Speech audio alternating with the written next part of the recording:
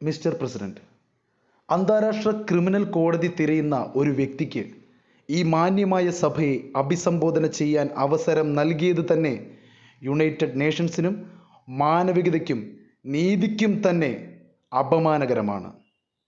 നിരപരാധികളായ കുട്ടികളുടെ രക്തത്തിൽ കുളിച്ച ഒരു വ്യക്തിക്ക് യുണൈറ്റഡ് നേഷൻസിനെ അഭിസംബോധന ചെയ്യാൻ അവസരം പോലും നൽകാൻ പാടില്ല. അന്താരാഷ്ട്ര സമാധാനവും സുരക്ഷയും ഉയർത്തിപ്പിടിക്കുക എന്ന പ്രാഥമിക ലക്ഷ്യത്തോടെ പ്രവർത്തിക്കുന്ന ഒരു സംഘടനയാണിത്. അത് നിങ്ങൾ മറന്നു പോകരുത്. സമാധാനത്തിനും നീതിക്കും മാനവികതയ്ക്കും ധാർമ്മികതയ്ക്കും ഇത് ഒരു അപമാനമായി തന്നെയാണ് ഞാൻ കണക്കാക്കുന്നത്. ഈ സംഘടനയുടെ എല്ലാ തത്വങ്ങളെയും നിരന്തരം ലംഘിക്കുന്ന ഒരു ഭരണകൂടത്തിന് യുണൈറ്റഡ് നേഷൻസ് ചാർട്ടറിൻ്റെ ആർട്ടിക്കിൾ 6 പ്രകാരം പുറത്താക്കുന്നതിന് പകരം ഈ സഭയെ ഉപദേശിക്കാൻ അവസരം നൽകുന്നത് അസംബന്ധമാണ്. ഈ സംഘടന നിലകൊള്ളുന്ന എല്ലാ കാര്യങ്ങൾക്കും വിപരീതമായി പ്രവർത്തിക്കുന്ന ഒരു ഭരണകൂടത്തിൻ്റെ പ്രതിനിധിയുടെ പ്രസംഗം നമ്മൾ എന്തിനു ശ്രദ്ധിക്കണം? ഇസ്രായേലി ഭരണം അടിസ്ഥാനപരമായി ആക്രമണം, അധിനിവേശം, അടിച്ചമർത്തൽ, വർണ്ണവിവേചനം, ഭീകരവാദം എന്നിവയിൽ അധിഷ്ഠിതമാണ്. അതിൻ്റെ തുടക്കം മുതൽ ഇന്നുവരെ ഈ യുദ്ധക്കൊതിയുള്ളതും വികസനവാദിയുമായ ഭരണകൂടം ചുറ്റുമുള്ള എല്ലാ രാജ്യങ്ങളെയും കൂടാതെ മേഖലയിലെ മറ്റു രാജ്യങ്ങളെയും ആക്രമിച്ചുകൊണ്ട് 10,000-കണക്കിന് യുദ്ധങ്ങൾ നടത്തി.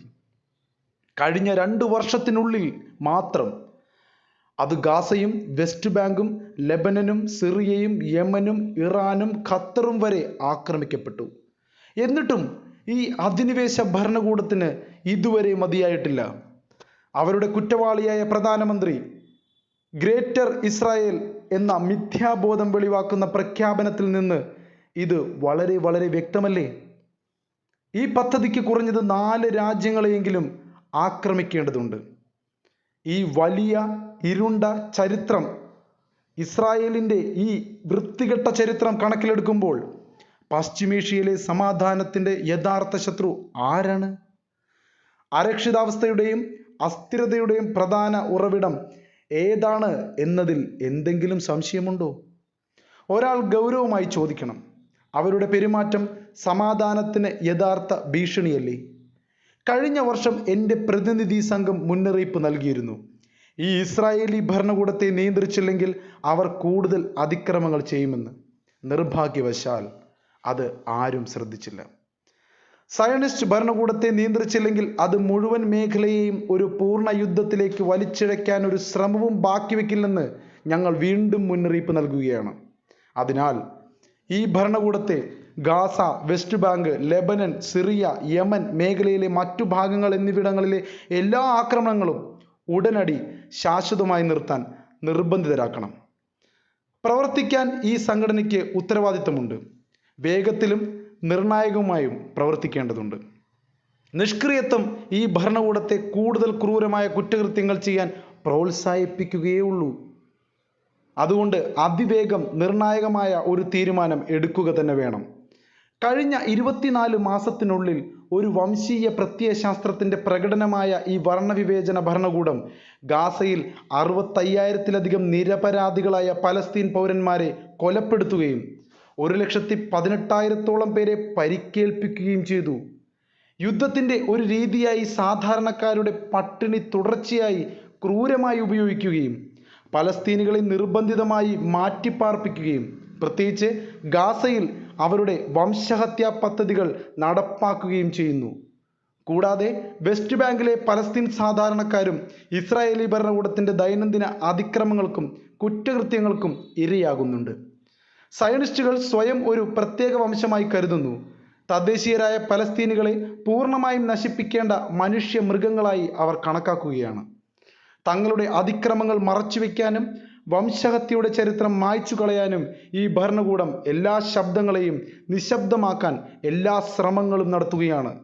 അതുകൊണ്ടാണ് കഴിഞ്ഞ 2 വർഷത്തിനുള്ളിൽ അവർ 250ഓളം മാധ്യമപ്രവർത്തകരെ കൊന്നുകളഞ്ഞത്. ഇത് US ആഭ്യന്തര യുദ്ധം, 1-ാം ലോക മഹായുദ്ധം, 2-ാം ലോക മഹായുദ്ധം, കൊറിയ, വിയറ്റ്നാം, യുഗോസ്ലാവിയ, അഫ്ഗാനിസ്ഥാൻ എന്നിവിടങ്ങളിലെ യുദ്ധങ്ങളിൽ കൊല്ലപ്പെട്ട മാധ്യമപ്രവർത്തകരുടെ ആകെ എണ്ണത്തേക്കാൾ കൂടുതലാണ്. ഇത് പത്രസ്വാതന്ത്ര്യത്തിന് നേരെയുള്ള നേരിട്ടുള്ള ആക്രമണമല്ലേ? ഈ സംഘടനയും അതിൻ്റെ അംഗരാജ്യങ്ങളും ഇസ്രായേലി ഭരണകൂടം നടത്തുന്ന ഭീകര പ്രവർത്തനങ്ങൾ തടയാൻ കൂടുതൽ ശ്രമങ്ങൾ നടത്തേണ്ടതുണ്ട്. ഇതിൽ ഏറ്റവും പുതിയത് Lebanon, Syria, Yemen, Iran, Qatar എന്നിവിടങ്ങളിൽ നടത്തിയ കൊലപാതകങ്ങളാണ്. മിസ്റ്റർ പ്രസിഡന്റ്, ഇസ്രായേലി ഭരണകൂടത്തിൻ്റെ ആക്രമണത്തിൻ്റെ ഒരു ഉദാഹരണമാണ് 2025 ജൂണിൽ എൻ്റെ രാജ്യത്തിന് നേരെ നടന്ന 12 ദിവസത്തെ ആക്രമണം. ഇത് 100-ലധികം ഇറാനിയൻ ശാസ്ത്രജ്ഞരെയും ഉന്നത സിവിലിയൻ സൈനിക ഉദ്യോഗസ്ഥരെയും മറ്റ് സാധാരണക്കാരെയും കൊലപ്പെടുത്താൻ കാരണമായി. ഇതിൽ 170-ലധികം സ്ത്രീകളും കുട്ടികളും ഉൾപ്പെടുന്നു. ഈ ചിത്രം നോക്കൂ. ഇറാനിയൻ കുട്ടികളുടെ ചില ചിത്രങ്ങൾ മാത്രമാണിത്. ലോകമെമ്പാടുമുള്ള മറ്റെല്ലാ കുട്ടികളെയും പോലെ അവരും ഇപ്പോൾ ക്ലാസ് മുറികളിലോ കിൻഡർ ഗാർഡനുകളിലോ കളിക്കേണ്ടവരാണ്. എന്നാൽ എൻ്റെ രാജ്യത്തിന്മേൽ അടിച്ചേൽപ്പിക്കപ്പെട്ട 12 ദിവസത്തെ യുദ്ധത്തിൽ ഈ ശിശുക്കളെ കൊല്ലുന്ന ഭരണകൂടം അവരുടെ ജീവൻ ക്രൂരമായി എടുത്തു. ഈ ആക്രമണവും എൻ്റെ പൗരന്മാർക്കും എൻ്റെ രാജ്യത്തിനുമെതിരെയുള്ള ഈ അന്യായ ഭരണകൂടത്തിൻ്റെ ക്രൂരമായ പ്രവൃത്തികളും അന്താരാഷ്ട്ര നിയമങ്ങളുടെ അടിസ്ഥാന തത്വങ്ങളുടെ, പ്രത്യേകിച്ച് ബലപ്രയോഗം നിരോധിക്കുന്ന നിയമങ്ങളുടെ വലിയ ലംഘനമാണ്. ഈ സംഘടനയുടെ ചാർട്ടറിൽ രേഖപ്പെടുത്തിയിട്ടുള്ള അന്താരാഷ്ട്ര നിയമത്തിൻ്റെ പ്രാഥമിക മാനദണ്ഡമാണിത്. ഇറാന്റെ ആണവ പരിപാടിയുടെ സമാധാനപരമായ സ്വഭാവത്തിനെതിരെയുള്ള ആരോപണങ്ങളുടെ ഒരു പരമ്പരയുടെ അടിസ്ഥാനത്തിലാണ് ഇസ്രായേലിൻ്റെ ഇറാനുമായുള്ള ആക്രമണം നടക്കുന്നത്. 30 വർഷത്തിലേറെയായി അതിൻ്റെ ഇപ്പോഴത്തെ കുറ്റവാളിയായ പ്രധാനമന്ത്രി ബെഞ്ചമിൻ നെതന്യാഹു ഉൾപ്പെടെയുള്ള ഇസ്രായേലി ഉദ്യോഗസ്ഥർ ഒരു ഇറാനിയൻ ആണവായുധത്തിൽ നിന്നുള്ള ഭീഷണിയെക്കുറിച്ച് മുന്നറിയിപ്പ് നൽകിയിരുന്നു. ഈ ബഹളങ്ങളെല്ലാം ഉണ്ടായിട്ടും ആണവ പ്രവർത്തനങ്ങൾ സാക്ഷ്യപ്പെടുത്താൻ ഉത്തരവാദിത്തപ്പെട്ട ഏക അന്താരാഷ്ട്ര സംഘടനയായ ഇന്റർനാഷണൽ അറ്റോമിക് എനർജി ഏജൻസിയിൽ നിന്ന് 1 ഗ്രാം ആണവ വസ്തു പോലും ആണവായുധമുണ്ടാക്കാൻ ഇറാൻ വഴിതിരിച്ചുവിട്ടതായി ഒരു റിപ്പോർട്ടും ഇതുവരെ വന്നിട്ടില്ല. മാത്രമല്ല, ഇറാനെതിരെയുള്ള ഇസ്രായേലിൻ്റെ ആക്രമണ സമയത്ത് പോലും ഇത്തരം കെട്ടിച്ചമച്ച കാര്യങ്ങൾ യുണൈറ്റഡ് സ്റ്റേറ്റ്സ് അംഗീകരിച്ചിരുന്നില്ല. അതേസമയം ഇസ്രായേലി ഭരണകൂടത്തിൻ്റെ രഹസ്യ ആണവായുധ പദ്ധതിയും അതിൻ്റെ ആണവായുധ ശേഖരവും മേഖലയിലും അതിനപ്പുറവും സമാധാനത്തിനും സുരക്ഷയ്ക്കും യഥാർത്ഥ ഭീഷണിയാണെന്ന വസ്തുത ഒരാൾ മറക്കാൻ പാടുള്ളതല്ല. ഇന്ന് ഇസ്രായേലി ഭരണകൂടം ഒരിക്കൽ കൂടി എൻ്റെ രാജ്യത്തിനെതിരെ പഴയതും പുതിയതുമായ ആരോപണങ്ങളുടെ ഒരു പരമ്പര തന്നെ ഉന്നയിച്ചു. അവയെല്ലാം ഞാൻ പൂർണ്ണമായി തള്ളിക്കളയുകയാണ്. ഒരു മറുപടി നൽകി അവയെ ഞാൻ മഹത്വപ്പെടുത്താൻ പോലും ആഗ്രഹിക്കുന്നില്ല. ഈ ഭരണകൂടം ചെയ്ത കുറ്റകൃത്യങ്ങളിൽ നിന്ന് ശ്രദ്ധ തിരിക്കാനുള്ള പരാജയപ്പെട്ട ഒരു ശ്രമമായി മാത്രമേ അതിന് ഞാൻ കാണുന്നുള്ളൂ. ആക്രമണത്തിൻ്റെ കുറ്റകൃത്യങ്ങൾ, വംശഹത്യ, യുദ്ധക്കുറ്റങ്ങൾ, മാനവികതയ്ക്കെതിരെയുള്ള കുറ്റകൃത്യങ്ങൾ എന്നീ 4 പ്രധാന അന്താരാഷ്ട്ര കുറ്റകൃത്യങ്ങൾ ഈ ഭരണകൂടം ചെയ്യുക മാത്രമല്ല, അവയെല്ലാം വ്യവസ്ഥാപിതമായും ഒരേ സമയത്തും ഏറ്റവും ക്രൂരമായ രീതിയിലും ചെയ്യുകയുണ്ടായി. വാസ്തവത്തിൽ ക്രൂരതയെപ്പോലെ വഞ്ചനയും തെറ്റായ വിവരങ്ങളും കപടതയും ഇസ്രായേലി ഭരണകൂടത്തിൻ്റെ DNA-യിൽ ഒളിഞ്ഞുകിടപ്പുണ്ട്. അവരത് പുറത്തു കാണിക്കുകയാണ്. കൂടാതെ അതിൻ്റെ കൂട്ടവഞ്ചനയുടെ ആയുധത്തിൻ്റെ അവിഭാജ്യ ഘടകമായി അത് മാറുകയാണ്.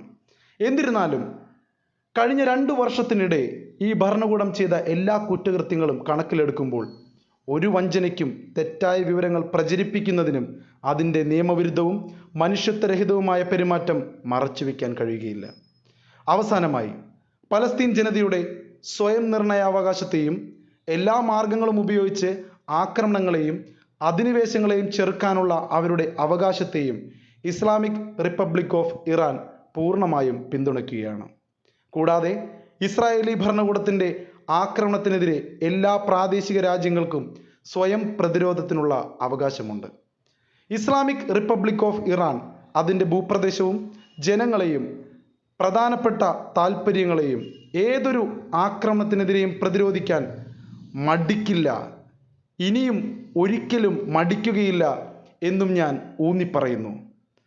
ഞങ്ങൾ പ്രതിരോധിക്കുക തന്നെ ചെയ്യും. അതിനി ഇസ്രായേലല്ല, ആരായാലും. നന്ദി മിസ്റ്റർ പ്രസിഡന്റ്.